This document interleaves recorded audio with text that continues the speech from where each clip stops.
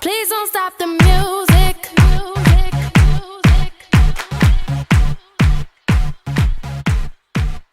I'm a Christian, and I'm here on the youth mission trip, and we came to Estes Park. Oh yeah. And working with student life. But we've been on the mission track, which means we go out and we don't just hang out here all day in paradise. I know you're thinking we're in paradise. No, we're not. We go out and there are local agencies and needs that we go out. This is the missional part of going into the world, of doing the work of God, of God's mission. And we've been partnered up with a place called the Christian Church of Estes Park, and they had a flood a while ago, so we're helping rebuild that campus. But the cool thing about today is you don't have to listen to me. I got my main man, Grant Davis. That's me. Yeah, and he has been a theological nut this whole time, just spitting crazy theological ideas. Absolutely. Yeah, so we're going to be talking about that. So this Sunday, since this is the Tease, we're going to tease Matthew 28, which is, what do we call this passage usually? It's the Great Commission. It's just what it is. So it's what it's called. And, it's basically just telling the disciples little instruction manual about how to go about their lives as Jesus ascends into heaven, and they're right there. So what are the things he talks about? He says, "Go therefore and what?" Where are you? Right there. Go therefore and make disciples of all nations.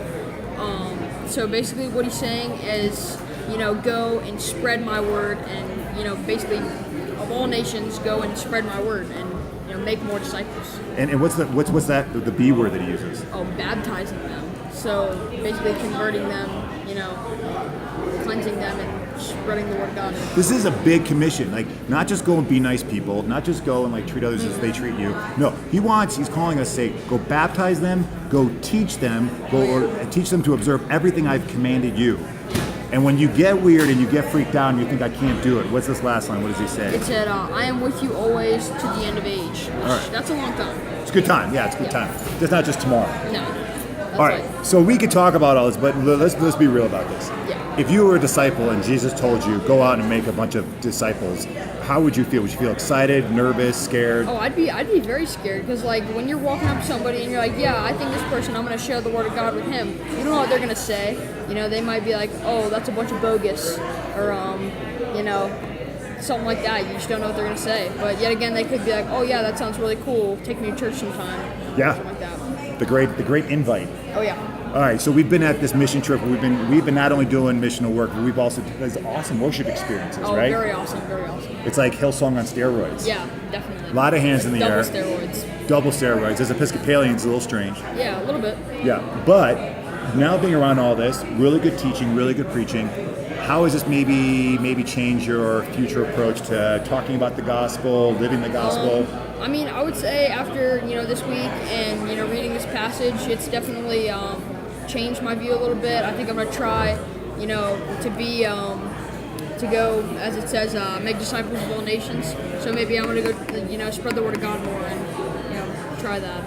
Where are maybe the 3 places in your life where you feel like people, you have relationships with them, that if you brought up something like church or God, they might totally be I would say definitely at school. That's a big one, because obviously just a lot of your friends at school, and other places would probably be just hanging out with friends. You're like, oh hey, you want to come to church this Sunday with me? You're giving them a little word of God. So here's the thing about Grant that I know. Yeah. Grant is one funny guy. Right now he's a little docile. a little bit. As we sit here in this cafe back at this log cabin. There might be some cute girls around here. He's a little nervous, doesn't want to check them out. Yeah, there's one right over there. But so I understand it. You're a little nervous. A little bit. But your gift, man, is that you are a funny dude. Yeah. And people really enjoy. You're charming. And that's you got to trust what you have. Yeah, you got to go with what you have. It's like Hitch. Oh, yeah. If you're the goofy guy, be the goofy guy. If you're the cool guy, be the cool guy. So if you're not the cool guy, don't be the cool guy. So when you're talking about God, you come direct with what you have. Yeah. People I like Grant. He's for real. He's an authentic dude. He makes me laugh. Absolutely. I go to church with him. Yeah, that'd be cool. I go to church with you. Thanks. But I'm usually busy on Sundays. Oh. How about in a couple Sundays we do a skit together? I think that's a good idea. You heard it here first. Grant Davis is going to come visit us at St. Mary's and do a skit. Absolutely. Sound good?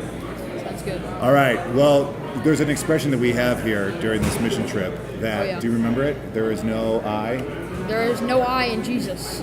It's not Jesus, it's Jesus. There's only U.S. Jesus. That's all it is. Trinity Sunday. This Sunday, we're going to be talking about the Great Commission, and we'll see you guys soon. I'll see you there. Bye. God bless.